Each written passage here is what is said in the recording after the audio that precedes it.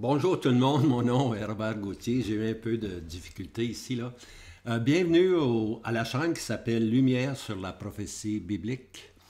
Et puis la semaine passée, on a terminé avec ce verset-là dans Osée 4, verset 8. Il mange le péché de mon peuple. Et on a dit, c'est quoi ça? Alors, cette présentation-là, on va essayer de découvrir ce qui est arrivé dans les jours du prophète Osée. Osée qui a vécu dans la dernière période, pour ainsi dire, des 10 tribus avant qu'il soit transporté. On peut comprendre l'état du peuple, elle n'est pas belle, et puis on peut comprendre qu'à un moment donné, Dieu va dire, j'en ai assez, hein? Tu n'es plus mon peuple, tu vas maintenant être l'eau-ami, pas mon peuple. Alors, le but, c'est de nous emmener à vraiment comprendre l'arrière-plan du prophète Osée. Une fois qu'on comprend l'arrière-plan, la lumière vient, hein, la lumière vient, et puis on avance tout simplement.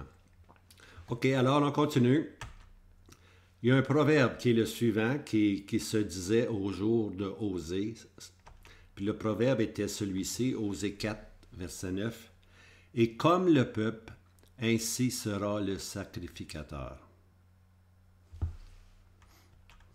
En anglais, on dit like people, like priest. Ce qui veut dire tout simplement, comme le peuple, ainsi serait le sacrificateur. En autre mot, si le peuple, on a vu la semaine passée comment le peuple s'était éloigné de Dieu, hein? Et puis maintenant, on va voir que le sacrificateur fait simplement suivre le mouvement du peuple. Je dirais même plus, même, il encourage le peuple. Hein?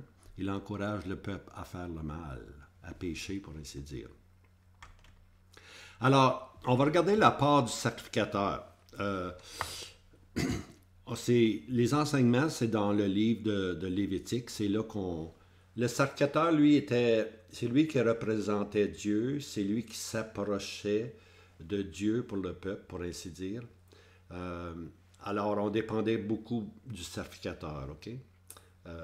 Alors, on va voir ici la part du sacrificateur dans les sacrifices, mais spécifiquement dans un sacrifice particulier. Alors, la part du sacrificateur, il prenait ici, là, dans le livre d'Osée, il prenait une grande satisfaction dans le péché du peuple. Les sacrificateurs étaient contents que le peuple soit en dérive, pour ainsi dire, que le peuple s'éloigne de Dieu. On dirait qu'il prenait plaisir, une certaine satisfaction à ceci. On va voir pourquoi. Voici comment il agissait, tout simplement. Alors, je m'en vais ici à la loi du sacrifice pour le péché. C'est un verset dans Lévitique qu'on va lire. Lévitique 6, verset 26 ou 6, verset 19, dépendant des traductions, là. Parce que si je comprends bien, il y a certains... L'Écriture est inspirée, mais les chapitres, c'est les hommes qui les ont mis. Hein? Alors, il y a une différence ici. Moi, je ne sais pas pourquoi. Si quelqu'un qui m'écoute a cette connaissance-là, ben j'aimerais bien ça qu'il me le dise, que c'est qui est arrivé, hein, tout simplement. Mais c'est les hommes, je pense, c'est les hommes qui ont séparé. Certains hommes ont séparé certains chapitres différemment des autres, tout simplement. Mais l'important, c'est l'inspiration. Lévitique 6, verset 26, ou 6, verset 9, selon vos Bibles, le sacrificateur qui l'offre pour le péché le mangera. On le mangera dans le lieu saint, dans le parvis de la tente d'assignation. Alors, le sacrifice pour le péché ici, c'est le sacrificateur qui doit l'offrir. Hein? Maintenant, ce qu'il y a de particulier avec cette offrande-là, c'est que le sacrificateur avait sa part dans l'offrande. Il avait le privilège, on peut dire, ou le droit de le manger. Il devait même le manger ici. Hein? On le mangera dans le lieu saint, dans le parvis de la tente d'assignation. Alors là, il devait manger le sacrifice pour le péché. Non seulement lui, mais on lit ici, Lévitique 6, verset 29, ou 6, 22, « Tout mâle d'entre les sacrificateurs en mangera, c'est une chose très sainte. » Alors, c'était une chose très sainte de manger le sacrifice pour le péché, pour ainsi dire. Hein. Et tout mâle, tout futur sacrificateur devait, dès sa jeunesse, pour ainsi dire, en manger. Hein. Tout mâle devait en manger. Alors, cette offrande, comme je disais, devenait la nourriture des sacrificateurs. C'est avec les offrandes pour le péché, les sacrifices pour les péchés, que le sacrificateur se nourrissait. C'était sa nourriture, pour ainsi dire. Alors, le sacrifice devait... Non, c'est-à-dire le sacrificateur. Parce que dans le sacrifice, lorsqu'il mangeait le sacrifice pour le péché, c'est comme si le sacrificateur portait le fardeau du péché de ses frères. Hein? C'est-à-dire, il devait ressentir l'intensité et la dégradation que le péché causait à ses frères. Vous savez, le péché nous appauvrit, bien-aimés. Imaginez-vous, là, on est dans le désert, le peuple est dans le désert, puis un individu arrive, offre un sacrifice. Le sacrificateur sait, c'est un sacrifice pour le péché, donc il a péché. Il peut offrir, dépendant de sa position, il peut offrir une chèvre, il peut offrir un agneau. Mais chaque fois qu'il offre un sacrifice, il devient de plus en plus pauvre. Imaginez-vous si l'individu vient le matin avec un sacrifice pour le péché, vient le soir avec un autre sacrifice pour le péché, puis le lendemain matin, il recommence, puis il recommence. Son troupeau, il est en train de s'appauvrir tout simplement. Puis, bien aimé, c'est comme ça le péché. Le péché nous appauvrit. Hein? Mais heureusement, il y a le Seigneur Jésus qui intercède pour nous, pour ainsi dire. Alors, le thème, c'est sympathiser. Hein? Alors, le sacrificateur devait sympathiser avec celui qui offrait. Il pouvait rentrer puis comprendre que ce pauvre individu-là souffrait, tout simplement, tu vois, qu'il était appauvri de nouveau. Manger le sacrifice du péché est la capacité de sympathiser ou de ressentir le dégât que le péché fait. C'est ça que ça signifie manger. Manger le sacrifice pour le péché. C'est rentrer dans les circonstances de l'individu, pour ainsi dire, sympathiser avec lui. Maintenant, il y a un verset dans le Nouveau Testament, Galates 6, verset 1, qui nous le fait comprendre. « Frères, quand même un homme s'est laissé surprendre par quelque faute, vous qui êtes spirituels, redressez un tel homme dans un esprit de douceur.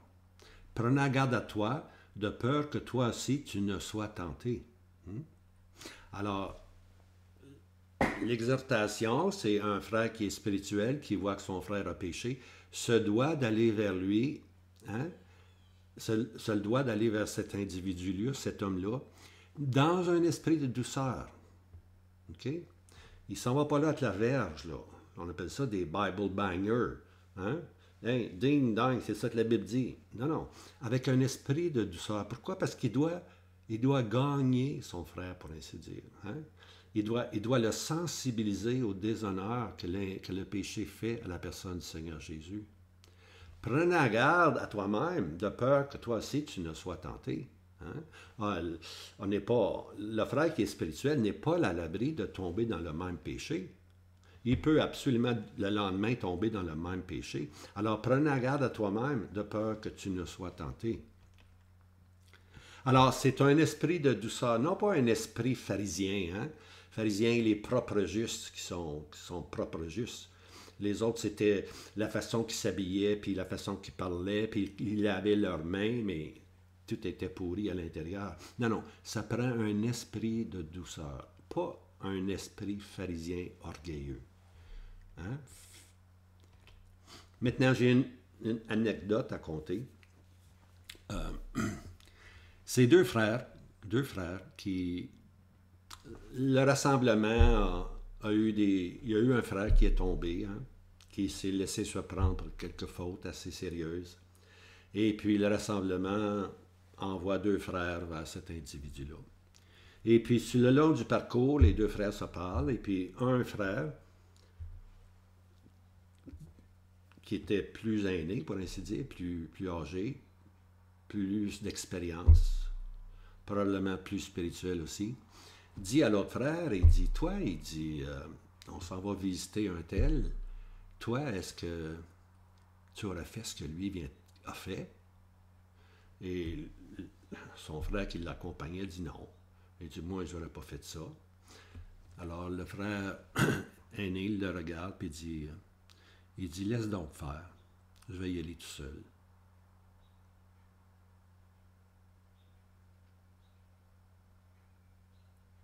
Il ne faut pas penser qu'on est à l'abri. Hein? On n'est pas à l'abri.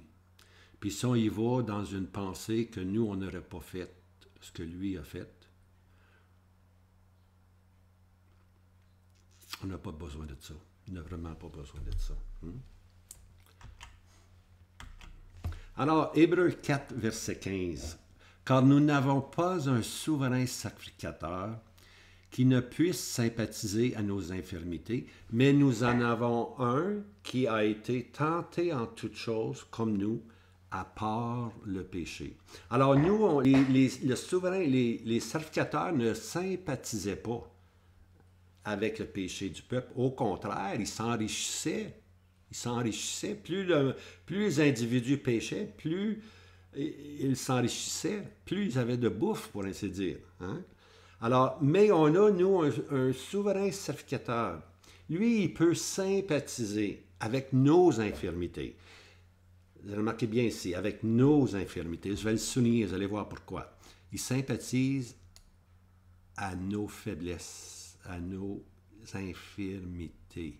Il ne sympathise pas avec le péché, okay? Mais avec nos faiblesses.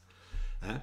Nous en avons un qui a été tenté en toutes choses comme nous, à part le péché. Hein? À part le péché. Le Seigneur Jésus, notre souverain sacrificateur, est à part le péché. Je vais vraiment discuter ce passage-là avec vous. Alors, Dieu ne peut pas sympathiser avec nos péchés. Oubliez ça, là. Dieu ne sympathise pas avec nos péchés. Dieu se doit dans sa justice de juger le péché. Hein? Dieu doit juger le péché. Il ne sympathise pas avec nos péchés. Il sympathise avec nos infirmités, nos faiblesses comme individus. Oui, le Seigneur est capable de sympathiser avec ça. Mais avec le péché, Dieu doit tout simplement juger le péché. Alors, comme je disais, Dieu sympathise avec nos infirmités, c'est-à-dire nos faiblesses. Hein? Alors, nous avons un sacrificateur, mais nous en avons un qui a été en toutes choses comme nous, hein, tenté en toutes choses comme nous, à part le péché. En d'autres mots, le péché n'a pas tenté le Seigneur Jésus. Hein? Puis je vais donner des versets, je vais vous donner quelques versets là-dessus pour démontrer que le Seigneur Jésus était parfait, un homme parfait, sans péché. Alors, comme je disais, le péché ne fut jamais dans notre Sauveur, jamais, bien-aimé, jamais, jamais. Et puis, quand j'appelle le péché, c'est le germe corrupteur. Okay? Le péché qui est en nous nous fait faire des péchés. Okay? Le péché, puis des péchés, c'est des actions. Le péché, c'est le germe corrupteur qui est en nous. Hein?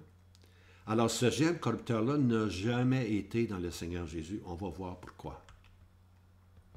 Les versets qui nous enseignent ceci, c'est dans Luc 1, versets 34 et 35.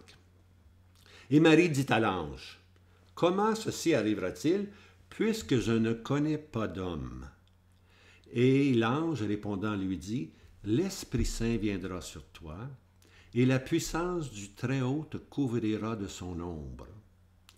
C'est pourquoi aussi la sainte chose qui naîtra sera appelée Fils de Dieu. » La sainte chose ici qui naîtra sera appelée Fils de Dieu.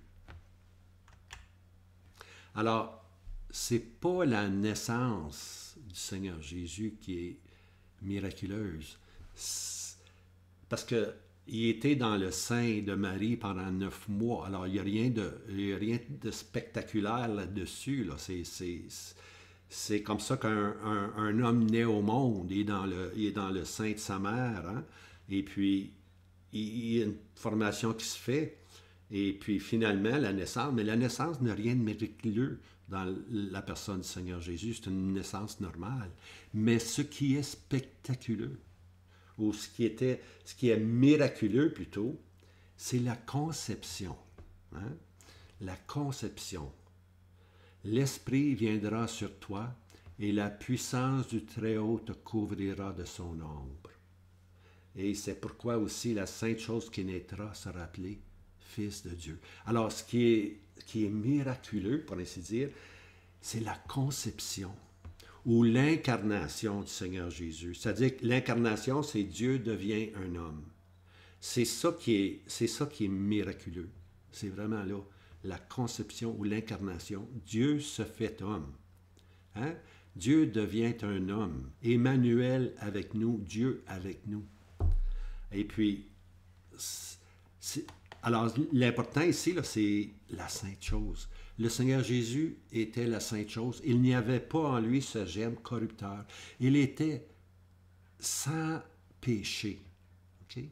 Non seulement il était sans péché, mais il n'a jamais commis de péché. Okay? Il n'y a pas aucune action dans la vie du Seigneur Jésus qui nous montre qu'il a péché. Absolument pas. Les apôtres ont eu 3 ans pour examiner minutieusement la vie du Seigneur Jésus. 3 ans. Et puis, on va voir ça. Et puis, dans l'Ancien Testament, lorsqu'on offrait l'agneau pour la Pâque, ils avaient 3 jours. Hein? Ils avaient 3 jours pour inspecter l'agneau. Alors, on va faire la référence entre les deux bientôt. Alors, la sainte chose qui naîtra. Alors, on a un triple témoignage. OK? Maintenant, là, je m'en vais encore 3. Là.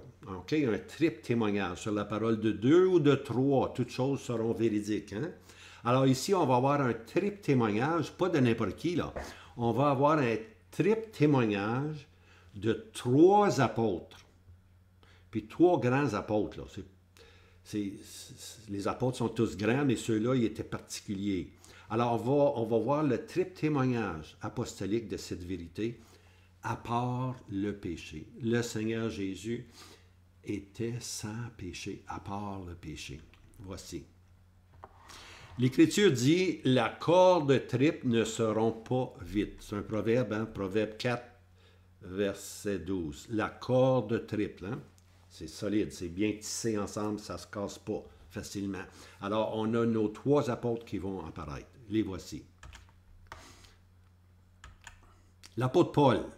Maintenant, l'apôtre Paul, c'est le grand penseur, c'est le grand connaisseur, c'est lui qui a reçu des révélations. D'ailleurs, la plupart du Nouveau Testament vient de Paul, c'est des révélations, hein, que ce soit l'enlèvement, que ce soit la scène dominicale, que ce soit la résurrection, hein, que ce soit l'Église comme le corps de Christ, que ce soit l'Église comme l'épouse de Christ, que ce soit l'Église comme la maison de Dieu. C'est tout l'apôtre Paul qui nous a emmené ceci. Okay? Moi, je l'appelle le grand connaisseur parce qu'on lit dans 2 Corinthiens 5, verset 21. Ça, c'est son témoignage à Paul. Okay? Paul dit ceci. Celui qui n'a pas connu le péché. Alors, Paul était un grand connaisseur. Hein? Alors, celui qui n'a pas connu le péché, il parle du Seigneur Jésus ici, n'a pas connu le péché.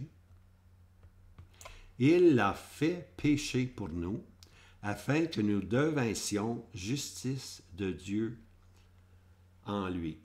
Alors, Paul, le grand connaisseur, ce qu'il dit, le Seigneur Jésus n'a jamais connu le péché, mais Dieu l'a fait pécher. Il l'a fait comme si il était l'entité même du péché. Et puis c'est sur cette personne pure et sans tache que le jugement de Dieu va tomber sur le Seigneur Jésus, afin que nous devinssions justice de Dieu en lui. Hein? À cause que le feu, le courroux de Dieu est tombé sur le Seigneur Jésus lorsqu'à la croix, il a été fait pécher. Hein? à ce moment-là, parce qu'on croit au Seigneur Jésus, on devient la justice de Dieu en lui. On est en Christ maintenant. On n'est plus dans Adam. On est en Christ. C'est ça qui est de merveilleux. Mais ce que Paul insiste beaucoup, c'est que le Seigneur Jésus n'a pas connu le péché, mais il a été fait péché pour nous.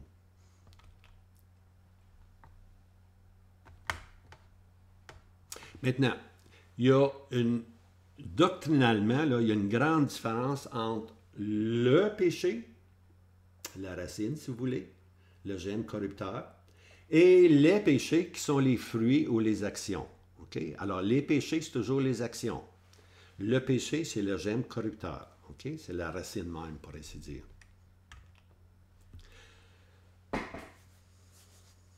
Dieu pardonne les péchés, mais jamais le péché. Le péché, ce dernier, Dieu doit le juger. Okay? Alors, Dieu pardonne les péchés, mais Dieu ne peut pas pardonner le péché. Il doit juger le péché. Maintenant, j'ai une autre anecdote à vous conter. C'est la journée des anecdotes. Ici, il y a un nom qui apparaît, c'est M. Haikoop. C'est un frère hollandais que j'ai bien connu. Moi, je me suis converti à peu près à 25 ans. Ouais. Et puis, à un moment donné, j'ai connu des chrétiens, puis j'ai connu un rassemblement. Puis, il y avait une conférence biblique à Toronto. Alors, je suis allé. Je ne voulais pas y aller, mais je suis allé, puis je suis content d'y avoir été. Et puis, qu'on appelle ça en anglais des Bible readings, c'est les frères se réunissent ensemble et puis on partage la parole de Dieu. Hein? Puis naturellement, il y a des frères qui sont doués, hein? Qui connaissent très bien la parole, puis dans le fond, c'est eux qu'on veut entendre. On ne veut pas entendre Dieu connaissant, là, qui veut juste parler. On veut attendre des frères spirituels qui sont capables de nous enseigner, de nous montrer les vérités à suivre. Alors, M. Haikoop était là, puis c'est un Hollandais, puis il parlait anglais, mais il était difficile à comprendre. Puis à un moment donné, il dit, Dieu ne pardonne pas le péché. Hein? J'ai dit quoi, Dieu? Ben oui, Dieu pardonne le péché. Puis là, il l'a dit une deuxième fois. Dieu ne pardonne pas le péché. Alors, je me suis dit, je m'en allais le voir après, lui, puis il m'a demandé qu'il s'explique. Mais finalement, il a dit ceci, Dieu ne pardonne pas le péché, Dieu pardonne les péchés, mais Dieu juge le péché. Hein? C'est le péché qui doit être jugé. Les péchés sont pardonnés, oui, les péchés sont pardonnés seulement lorsqu'on devient justice de Dieu en lui, lorsqu'on réalise que le Seigneur Jésus, à la croix, il a été fait péché, et puis Dieu se devait de juger le Seigneur, l'homme parfait. Hein? D'ailleurs, si vous lisez dans les évangiles, le Seigneur a été à la croix 6 heures, 3 heures, on appelle ça l'espérance parce qu'il était un homme juste. Hein? Si quelqu'un veut vivre pieusement aujourd'hui ou juste, il va souffrir. Alors le Seigneur, les 3 premières heures à la croix, il a souffert de la part des hommes, hein? Parce qu'il était un homme juste. Alors on appelle ça les souffrances pour le péché. Mais de midi à 3 heures, là, il est devenu le péché même. Il y a eu des ténèbres partout, là. Le Seigneur Jésus a été fait péché. Toute la colère de Dieu, le courroux de Dieu, s'est déversé sur la personne du Seigneur Jésus. Imaginez-vous une éternité de jugement compressée dans une période de 3 heures. Puis remarquez bien ce que le Seigneur Jésus dit à la croix. Il ne dit pas « mon Père ». Non, ce n'était pas une question de Père ici et Fils. Mon Dieu, ce sont ces paroles. Mon Dieu, pourquoi m'as-tu abandonné? Alors le Seigneur était fait péché. Hein? Il l'a fait péché pour nous. Le Seigneur était devenu le péché même. Puis tout le jugement de Dieu allait tomber et est tombé sur lui. Et puis Dieu est juste maintenant en le justifiant, en le ressuscitant d'entre les morts. Et puis nous qui croyons que le Seigneur Jésus, nous qui lisons la Bible, puis nous croyons que le Seigneur Jésus est ressuscité, c'est cette foi-là qui nous sauve. Hein? La foi au Seigneur Jésus. Il était mort, maintenant il vit, il est à la droite de Dieu, il attend son royaume. Il est là maintenant aussi comme grand souverain sacrificateur, puis il est capable de sympathiser, non pas avec le péché, mais avec nos manquements, nos faiblesses. Hein? Avec nos faiblesses, il va sympathiser. Alors maintenant, je parlais de l'apôtre Paul, on s'en va maintenant à l'apôtre Jean. Jean qui était sur le sein du Seigneur Jésus, hein, penché sur la poitrine de Jésus. Hein, Jean 13, verset 23. Jean qui était couché dessus, pour ainsi dire. Voici ce que Jean dit. Il était tellement près du Seigneur Jésus, hein, appuyé sur sa poitrine, pour ainsi dire, écoutant ses paroles. Hein. Alors, Jean dit ceci dans l'Épître de Jean, « Il n'y a point de péché en lui. » Paul a dit, il n'a pas connu. L'apôtre Jean, lui, qui était sur la poitrine du Seigneur Jésus, pouvait dire, il n'y a point de péché en lui. L'apôtre Jean a eu, lui, 3 ans, lui aussi, pour examiner le Seigneur. C'est lui qui l'examinait le plus près, pour ainsi dire. Il était sur sa poitrine. Il n'y a point de péché en lui. Hein? Et l'apôtre dit, Paul, pas connu de péché. Jean dit, il n'y a pas de péché en lui. Il nous montre un autre témoignage. Ces 2 témoignages-là, c'est suffisant selon la loi. Sur la parole de 2, toutes choses seront véridiques. Hein? Mais si on a un 3e, bien là, on ne se trompe vraiment pas, il n'y a pas d'erreur. Voici le 3e, l'apôtre Pierre, bien aimé. L'apôtre Pierre, lui, c'était un grand faiseur. Hein? Il était très énergique. Puis quand il a su ces choses-là, il dit, allons-y, on va mourir avec lui. Tu vois qu'il était un fonceur, c'est un faiseur. Nous allons mourir avec lui. Voici ce que l'apôtre Pierre dit. 1 Pierre 2, verset 22. Lui qui n'a pas commis de péché, et dans la bouche duquel il n'a pas été trouvé de fraude. Isaïe 53, 9. Alors, le grand faiseur dit, le Seigneur Jésus, lui, n'a jamais fait de péché. Il n'a pas commis de péché. Et dans la bouche duquel il n'y a pas été trouvé de fraude. Imaginez-vous de fraude. Non seulement les actions, mais les paroles étaient toujours véridiques. Tout était pur qui sortait de la personne du Seigneur Jésus. Moi, je me rappelle, lorsque j'ai commencé à lire les évangiles, c'était cette beauté morale-là qui était dans le Seigneur Jésus. On appelle ça, il y a un livre qui s'appelle « Les gloires morales du Seigneur Jésus » par John Gifford Billett. Hein? Les gloires morales, la beauté, c'est cette beauté-là, cette pureté-là qui nous attire vers le Seigneur Jésus. Hein? Puis à ce moment-là, l'Esprit de Dieu nous présente un homme qui est véridique, mais de notre côté, notre conscience est touchée, puis on réalise qu'on n'est pas à cette hauteur-là, qu'on est pécheur, mais Dieu nous montre que dans sa grâce, il peut nous sauver, tu vois. Alors l'apôtre Pierre, le grand faiseur, dit, il n'a pas commis de péché. Hein? Il n'a pas connu, Paul, hein? En lui, Jean, et puis Pierre n'a pas commis de péché. Le triple témoignage. Alors, ces 3 apôtres-là, comme je disais, ils ont eu 3 ans pour examiner la sainte chose qui naîtra. Hein? Maintenant, lors de la Pâque juive, on va aller faire un petit tour dans la Pâque juive. Vous allez voir comment l'Écriture se marie, bien aimé. L'Écriture se marie. C'est tellement beau. Lors de la Pâque juive, Exode 12, vous pouvez lire Exode 12, on se rappelle, c'est la Pâque, c'est la sortie de l'Égypte, le jugement va tomber sur tous les premiers-nés, sauf ceux qui appliquent le sang sur les portes, pour ainsi dire. Hein? Alors, dans cette période-là, dans Exode 12, il s'agissait d'avoir un agneau dont la pureté devait témoigner de la valeur du sang qui fut aussi inspecté. Okay? Alors, on fallait maintenant, là, c'est l'agneau qui était important, parce que la valeur du sang dépendait de la pureté de l'agneau. Il fallait un agneau pur, sans tache, sans défaut, pour ainsi dire. Alors on allait chercher un agneau, puis on l'emmenait dans la maison, et puis pendant 3 jours, on pouvait inspecter l'agneau. Les enfants pouvaient dire, pourquoi, Dad, que tu regardes partout, les pattes, les jambes, le cou, les oreilles, la bouche, les yeux, tu l'inspectes.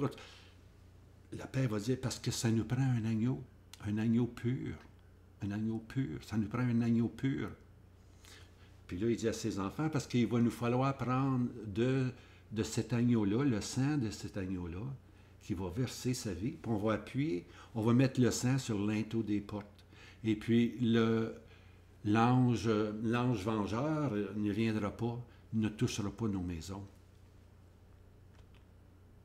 Alors, pendant 3 jours, il est marqué que du 10e jour au 14e jour, on faisait l'examen de l'agneau. Hein? On faisait ça à la loupe, pour ainsi dire. Il fallait que l'agneau n'ait aucun défaut. Exode 12, verset 5. Vous aurez un agneau sans défaut, un mâle âgé d'1 an. Alors, la traduction avec l'étoile, ailleurs, c'est un agneau parfait. Ça prenait un agneau parfait. Hein? Ça prenait un agneau qui est mâle, hein? avec une force, une vigueur, pour ainsi dire, âgé d'1 an. 1 an, c'est là que l'agneau, elle a atteint la perfection, pour ainsi dire, parce qu'après 1 an, elle devient ce qu'on appelle un mouton. Okay? Un mouton, c'est la race, il devient un mouton. Mais ça prenait un agneau âgé d'1 an, un agneau pur, sans défaut. Hein? Alors, pas question d'offrir ici un agneau qui est malade, un agneau qui est boiteux, hein? Un agneau qui est sourd ou qui est aveugle, que ce soit. C'est-à-dire, on n'offre pas ce qui n'a pas de valeur à nos yeux. Hein? Hein? Le Seigneur, on offre le meilleur pour le Seigneur Jésus. Le Seigneur compte une parabole d'un homme qui est riche et qui donne beaucoup, beaucoup d'argent. Et puis après ça, il arrive une femme, une pauvre femme qui a 2 pits. Hein? 2 5 sous, si tu veux. Elle aurait pu en garder un. Elle aurait pu en garder un pour survivre. Ben non, elle a donné de tout. De tout. Puis alors, le Seigneur Jésus veut qu'on se donne, tu vois. Le problème dans le livre de Malachie, je pense que c'est Malachie, ouais, tout le monde était occupé à leur maison, embellir leur maison, tout était beau dans la maison, mais le temple de Dieu, personne ne s'en occupait, il n'y avait personne qui allumait la lampe, il n'y a personne qui partait le chauffage, pour ainsi dire. On arrivait là, puis on gelait. Dieu veut le meilleur de nous-mêmes. Et puis, si on offre le meilleur de nous-mêmes, inquiétez-vous pas, Dieu va toujours donner davantage. On ne donne pas pour recevoir, on donne parce qu'on aime. OK? On donne parce qu'on aime. Alors, l'agneau ici allait être rôti au feu. Après que l'agneau va être tué, va être rôti au feu. Hein? On va garder le sang par contre, là, mais l'agneau va être rôti au feu. Ici, on lit Exode 12, verset 9, mais rôti au feu, remarquez bien, la tête, les jambes et l'intérieur. Hein? Voyez-vous où je m'en vais un peu, là? Regardez bien. La tête. Qu'est-ce que Paul a dit? Paul a dit, il n'y a jamais eu de pensée dans la tête du Seigneur Jésus. Il n'a pas connu le péché, dit Paul. Hein? Il ne l'a pas connu, alors ça c'est la tête. Il n'y avait aucune pensée pécheresse dans la pensée du Seigneur Jésus. Alors, il fallait rôtir la tête. Hein? Puis ça a monté en odeur vers Dieu. Les jambes, il fallait aussi rôtir les jambes. Les jambes parlent de quoi? Les jambes parlent de la marche. Hein? Il n'a jamais marché. Pierre dit, il n'a jamais commis de péché. L'autre mot, il n'a jamais marché dans le péché. 3 ans, Pierre l'a examiné. Hein? Et puis, l'apôtre Jean, l'intérieur, hein, et l'intérieur. Il fallait aussi rôtir au feu l'intérieur. En lui, il n'y avait point de péché, disant. L'intérieur. Jean aussi l'a examiné pendant 3 ans. Alors ici, les individus qui offraient cet agneau-là avaient 3 jours. Hein? Les apôtres ont eu 3 ans. Eux ont eu 3 jours pour examiner, nuit et jour s'ils voulaient, pour s'assurer que l'animal était parfait, sans défaut, hein? Sans péché. Alors, c'est la personne de Christ, hein, qui nous donne une valeur intrinsèque à la croix. Hein? C'est la personne qui donne de la valeur. Hein? C'est la personne, son sang était parfait. Nous, notre sang est souillé par le péché. On ne peut jamais racheter un autre individu, que ce soit mes enfants ou que ce soit qui que ce soit. Il y en avait un seul que Dieu pouvait accepter l'offrande. Hein? C'est l'offrande du corps du Seigneur Jésus à la croix. Alors, qu'est-ce qui se passe dans Exode? On appelle ça la Pâque. En anglais, on dit pass over. Pass over. On passe par-dessus. L'Éternel avait dit, je verrai le sang et je pass over. Je passerai par-dessus cette maison-là lorsque je vais voir le sang sur le linteau des portes. Voici le verset. Exode 12, verset 13. Et le sang vous sera pour signe sur les maisons où vous serez, et je verrai le sang, et je passerai par-dessus, Passover, je passerai par-dessus vous, et il n'y aura point de plaie de destruction au milieu de vous, quand je frapperai le pays d'Égypte. Hein? Alors, il fallait mettre le sang sur le linteau des portes. Hein? Et puis c'est l'Éternel qui dit, je verrai le sang. Hein? C'est l'Éternel qui dit, je verrai le sang. Exode 12, verset 22. Et vous prendrez un bouquet d'hysope, et vous le tremperez dans le sang qui sera dans le bassin, et du sang qui sera dans le bassin, vous aspergerez le linteau en haut, et les 2 poteaux. Et nul d'entre vous ne sortira de la porte de sa maison jusqu'au matin. Hein? Jusqu'au matin. Alors, l'hysope, c'est un bouquet d'hysope, c'est une petite plante qui peut pousser sur le long d'un salage d'une maison. Toute petite plante. Et puis, ce qui parle de l'humilité, qui parle de petit, tu vois. Puis la seule façon de s'approcher du Seigneur Jésus, puis de trouver la valeur du sang, c'est lorsqu'on devient petit devant lui, hein? Lorsqu'on s'humilie devant lui. Alors, il fallait qu'il prenne ce bouquet d'hysope. Puis, il y avait aussi un bassin dans lequel était contenu le sang. Le sang sera dans le bassin. Mais le sang dans le bassin, il ne sert à rien si on n'a pas la foi de prendre l'hysope, puis de mettre le sang sur le linteau, puis les poteaux. Alors, le sang dans le bassin, ça donne absolument rien. Il faut l'afficher à l'extérieur pour que l'ange du scripteur voit le sang. Puis l'Éternel dit, je verrai le sang et je passerai par-dessus. Hein? Et puis, ça, c'est là qu'on voit la valeur du sang du Seigneur Jésus. Maintenant, imaginez-vous, là, on est dans une famille, et puis le père prend le bassin, puis il prend le bouquet d'hysope, puis il en met, puis l'enfant, il regarde son père, puis il dit, qu'est-ce que tu fais là, Dad? Ah, là, parce que ça pourrait mettre le sang, parce que l'ange destructeur va venir détruire les premiers-nés dans toute l'Égypte, sauf ceux qui ont du sang d'un agneau parfait. On s'est assuré pendant 3 nuits que l'agneau était parfait. On a immolé l'agneau parfait. Maintenant, je prends l'hysope, le bassin, et puis je mets du sang sur les poteaux et les linteaux. Oh, Dad, mise-en beaucoup. Là, mise-en plus, Dad, mise-en plus, en cas qu'il ne voit pas le sang. Mais bien aimé, il n'y a aucune différence là. Que tu aies une feuille d'hysope ou tu aies un bouquet d'hysope, si le sang est là, qui est-ce qui va le voir? Je verrai le sang, tu vois. Alors, c'est pas... comment est-ce qu'on pourrait bien dire? C'est la foi qui nous sauve. C'est pas le montant de foi qui nous sauve, mais la foi. Alors, si j'ai la foi comme une petite plume, pour ainsi dire, et puis je mets juste ça de sang, c'est parfait. Ma compréhension de l'œuvre est peut-être minime, faible, pour ainsi dire, mais ça ne change rien.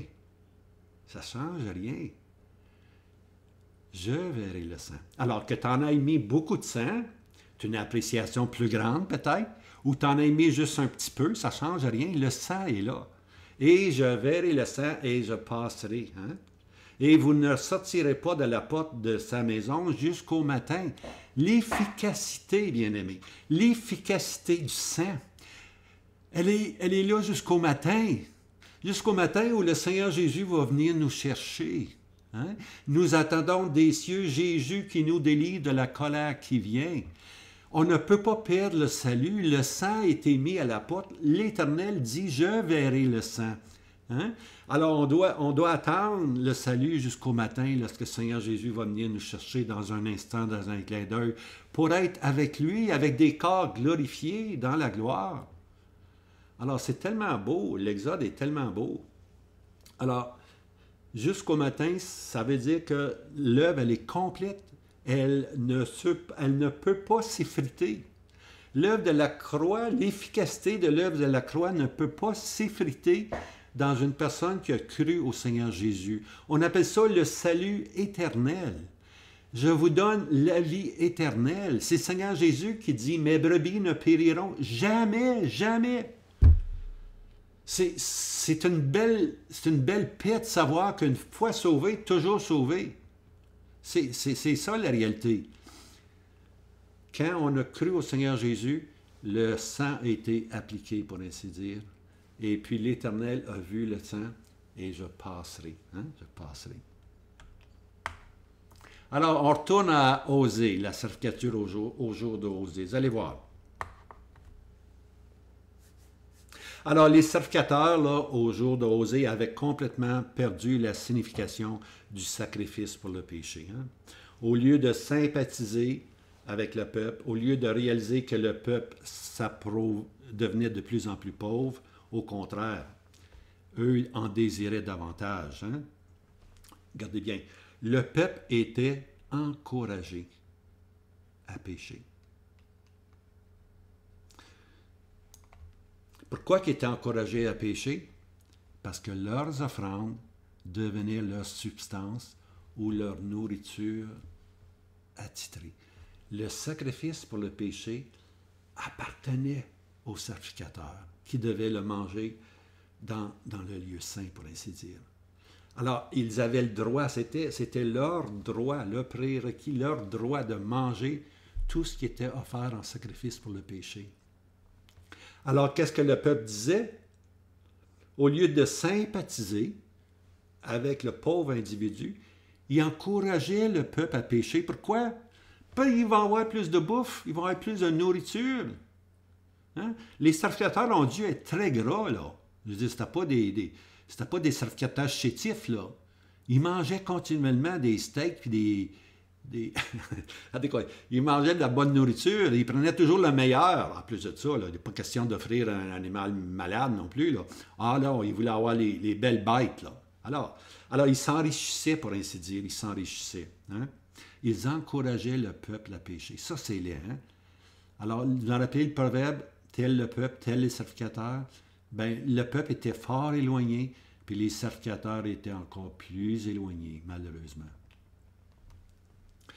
Paul dit dans l'Épître aux Romains, Romains 6, 15, « La grâce n'est pas une licence pour pécher. » Qu'ainsi n'advienne, dit Paul. Parce qu'on est sauvé par la grâce de Dieu. Et puis, est-ce qu'on doit continuer à pécher? Qu'ainsi n'advienne. Pécher, continuer à pécher pour qu'on ait plus de grâce versée sur nous? Non. Qu'ainsi n'advienne. Qu'ainsi n'advienne. Il faut avoir la crainte de Dieu, bien-aimé. Il faut avoir la crainte de Dieu. Ce qu'un homme sème, il le récolte. Alors, voici les sacrificateurs. Les sacrificateurs donnaient le droit de pécher au peuple. Hein? Ils leur donnaient le droit. Là. Ils donnaient une licence de pécher. Allez-y, péchez. Emmenez des sacrifices pour le péché. Alors, c'est un système d'indulgence. Je ne sais pas, vous allez comprendre là, que c'est des indulgences, là. Les indulgences, c'est offrir quelque chose à Dieu, des lampions ou de l'argent ou des messes, si tu veux, des indulgences. Les indulgences, là, c'est le droit de pécher. Okay? Le système d'indulgence, ça nous donne le droit de pécher. Allez-y, péchez, on a des indulgences à vous vendre. Hein? Qu'est-ce qu'on fait avec ça? On enrichit la sacrificature. Dégueulasse. On enrichit la sacrificature avec ce système-là. Tout était, aux jours d'Osée, tout était profit matériel, tout était gagne-pain. Leur opulence, hein, leur opulence allait être jetée comme une grande pierre ou meule dans la mer. Ça, c'est un verset d'Apocalypse 18, verset 21, qui parle de Babylone, la grande prostituée, la fausse église qui vend des indulgences, hein, qui s'est enrichie aux dépens du peuple. Leur opulence là, allait être jetée comme une grande pierre, comme une meule dans la mer. Hein? Elle est anéantie, elle était pour aller dans les profondeurs de la mer. Telle était la position des sacrificateurs. Et puis, dans l'Église, malheureusement, les mêmes phénomènes se passent. Alors, le peuple ici est appelé à sortir d'eux. Sortez d'eux, mon peuple, Apocalypse 18. Sortez d'eux, mon peuple. Hein? Et puis c'est pareil dans Osée, sortez de ce système-là qui ne fait que encourager le peuple à pécher. Et puis, qu'est-ce qui arrive? C'est que le jugement de l'eau amie est à la porte. Sortez d'eux, mes frères. Le jugement est à la porte. On ne veut pas être là où le jugement existe, où va tomber. Hein? Tout était superstition dans ces jours-là. Osée 4, verset 12. « Mon peuple interroge son bois, son bâton et son oracle, car l'esprit de fornication égare, il se prostitue, se soustrayant de son Dieu. » Telle était la condition du peuple. Mon peuple interroge son bois, ses idoles, son bâton, son oracle, un esprit de fornication, parce que l'idolâtrie, c'est de la fornication, c'est un esprit de fornication. Lorsqu'on... c'est comme ça qu'on doit voir la fornication spirituelle, c'est lorsqu'on se tourne vers des idoles. Ça peut être n'importe quoi, une idole, bien-aimé. N'importe quoi. Ça peut être un petit fil. Ça peut être un bâton d'or aussi. Mais l'ennemi, si l'ennemi nous donne un petit fil puis on part après le fil, ben, il ne donnera pas le bâton d'or, là, tu vois. Mais la fornication, l'idolâtrie spirituelle, elle est là dans le monde. Hein? Le monde, n'aimez pas le monde et ce qui est dans le monde. Hein? C'est ça que le Seigneur Jésus veut nous enseigner. Le monde a crucifié le Seigneur Jésus. Pensez-y, le monde a crucifié le Seigneur Jésus. Le monde, c'est le danger numéro 1 pour le peuple d'Israël, pour le peuple de Dieu. Alors, la prostitution était devenue un devoir religieux. Imaginez-vous, là, la prostitution était devenue un devoir religieux. Religieusement, on se devait de se prostituer devant des idoles. Puis, Osée 4, verset 14. « Et le peuple, qui n'a pas d'intelligence, court à sa perte. »